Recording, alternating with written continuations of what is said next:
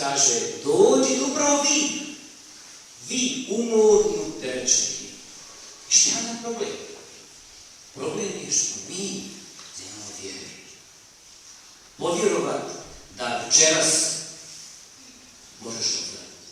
Vidite, ja sam samo provodna cijela. Vi ste na početku, Isus je na kraju. Sve cijeli. Kažete, Isus pravi. Jednostavno. Nema tu puno mudrovanja, izmišlja tople vode. Sve jednostavno. Koliko otvoriš se, toliko ćeš dobiti. A Isus kaže, u knjigi Otkrivenja, to vi sigurno svi znate, kaže, evo stoji na vratima i kuca. Posluša li tko moj glas i otvorim vrata, šta? Ja ću večerat s njim, što hoće Bože? Ja ću večerat s njim. Zamislite, Isus će sjest za stol s tobom zajedno večerat. Ručak, došlo šta hoćeš, zajedno s tobom, s tvojim mužom, tvojim djetetom. Isus nas stavlja, pazite, u isti ravan s njim. Sad, jesmo li spremni otvoriti svoje srce Isusu? Ja ću pokušati ovih dana zajedno, naravno s Isusom, rasteretiti vaše živote.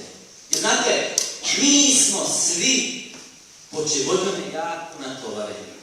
I mi smo se pretvorili u velike maske, znate, koji nose na leđima, a ne znaju šta nose. I što još gore, ne znaju zašto, kuda nose, kuda treba ići. Ne znam, mi smo izgubili svoj smijen, znate. Mi smo, nema kompasa. Ne pokazuje nam kompas pravi smjer. I zato tumaramo, udaramo i zato smo nesretni.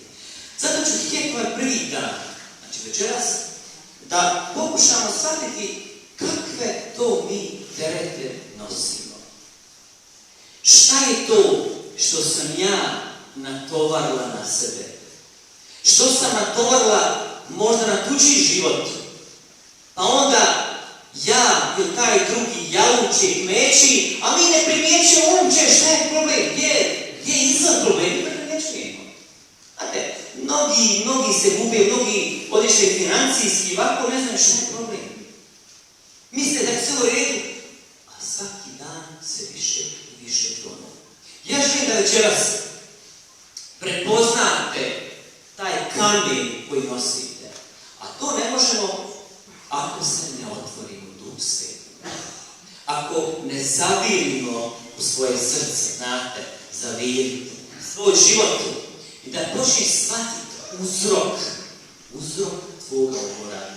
Možda si sad umorna, sad si razočarana, sad si u nekom bedu, sad ti ne ide, momak te ostavio, muž te istukao, ne znam ja, dijete nasikalo, večeras možeš to, možeš. Ne sutra, večeras možeš. Ako imaš vjere, ako otvoriš se, pazite, do konca Isusa. Drugi dan ću govoriti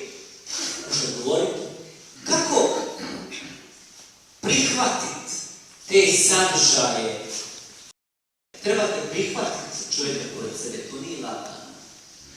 Nije lagano živjeti s mužom koji pije, koji kocka, sa ženom koja se modira, kupuje, lakira, ne znam ja, čupa obrve, šta će raditi, naši ne svašta radi. I tako dalje. Nije to lagano živjeti, znate, to košta. A i ljude u skladu bi. E sad, kako s takvima živjeti? Pazite, Isus ima takve lijeka. Da sve si ima lijeka. Ponavljam, treba vjerovati. Dakle, ovako, danas je vaš istovar. Znate ko će kamion? Pa istovarit će. Sutra će biti utovar. Znači, danas je istovar, sutra je utovara svoje darove. A u nedelju će biti, idemo živjeti naprijed, idemo naprijed, nema nazad više. Znate, vi mene ne zanimate sad i sutra, vi mene zanimate u nedelju kako će biti. Uopće me zanimate ova 2 dana, u nedelju me zanimate. Kakvi ćete biti u nedelju? To me jako zanima. To se vidi, znate, na licu licima, to osjeti u očima, to osjeti u pokretima, to osjeti u govoru. Ne možeš to sakriti. Ti misliš da možeš sakriti svoj život? Ne možeš sakriti svoj život. Ljudi koji vole, ljudi koji su duhovni, oni vide. Znate, ljudi koji vole, on se penju, se više, dostavljaju maglu, idu do čisti zrak. To Isus hoće, da se penjimo, a ne da stanemo, se vrtimo na to istom krugu. Ja hoću, Isus hoće, da vi budete proroci današnjih vremena. Ne mora reći ne možeš upravo ti. Baš tako kakav jesi. Možeš biti prorok. Pa ljudi, na kome je ostao Isus crkvu? Ili na Ivanu? Nije. Na Petru. Pa ja ne na njemu ostavio, šta ti je? A još ja, da ti postoji. Ne, ona je na Petru, na grešniku. U biti ljudi nema tu. Svi smo mi grešni. Zato, večera sam tu, jer Isus htio. Možda si se borila, možda ti duh znao, nije dao da dođeš, ali tu si jesi htjela, jer ti Isus htio. Ovih dana bit će svi oni koji su opterećeni i od zlih duhova.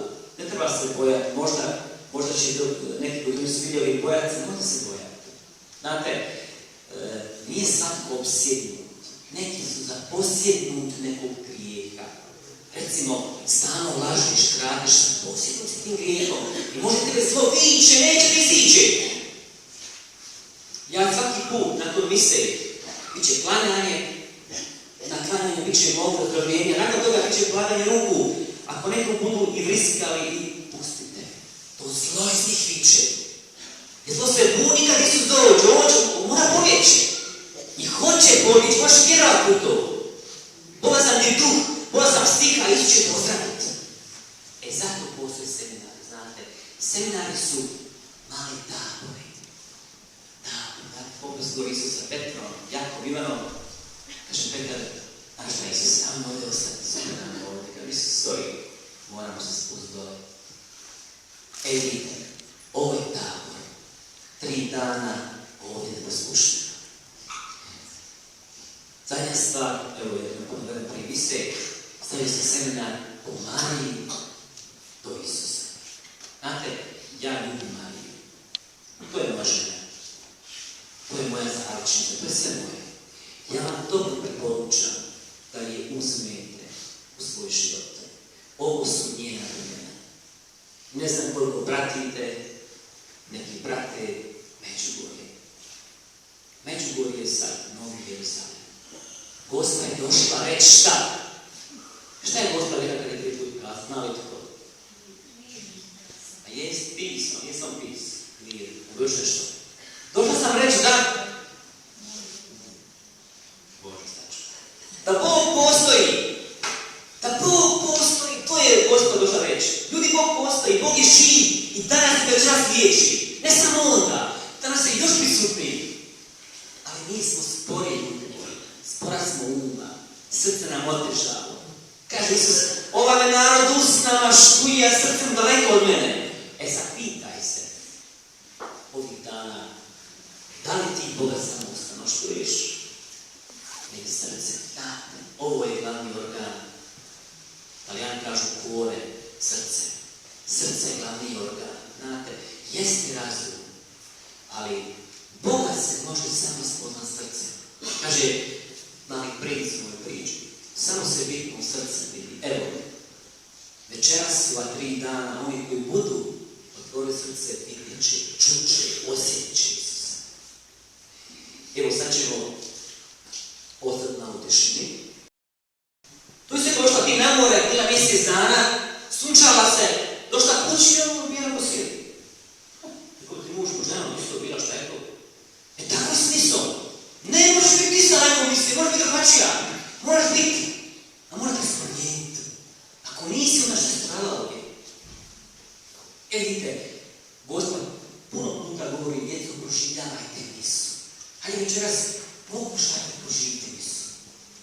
Od početka do konca, svaki dio mise je važan. Ništa mi ne važno. Pazite, za ono Gospod leči, ja sam već i Gospod na misi. Svećenik je već Gospe namesio.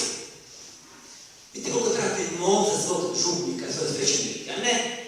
Što mi znamo, a to je kod nas omiljeno, svećenike, znate, tražnane, stavite ono, vidite ono, na Bože dragi. Ajde, molite za svoje svećenike. Gospod stalno kaže Božom djecom, molite za svoje pastire. Gdje Gospod kaže, osudite ih, nego molite. Ako niste vjerni, počnite moliti za svoje svećenike. Jer vidite, mi smo ta provodna struja Isusa. Ova stvar, ovo je ruka, ovo je najmoćnija stvar na svijetu. Pred njom i Clinton i Obama kleče. Vidite koliko su ih veliki na zemlji.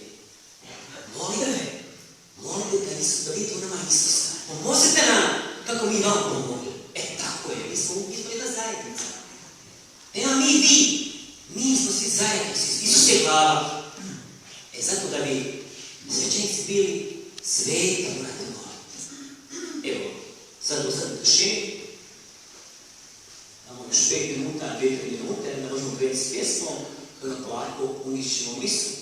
U kršćanskoj večer misu, evo, posvetit ćemo za dar vjere. Evo, molit ćemo za dar vjere. Da večeras Isus dotakne svako srce, osobno ono koje je tvrdo, ono koji ne može vjerovati. Evo, večeras ćemo moliti. Vjerujte. Ako je mnogo stotnik, dragi moj, stotnik koji je bio, recimo, musliman, evo, musliman došao kod Isusa i kaže, Isuse, imam bolest, kaže, evo, nemoj, stani tu. Reci riječ i ozdravit će. Kaže Isus. Isus se čudio. On se toliko čudio. Ja sam toliko čudio. Kaže, tolike vjere nisam vidio. Zamisli šta Isus kaže. Ta vjera svima treba večeras moliti za tu vjeru.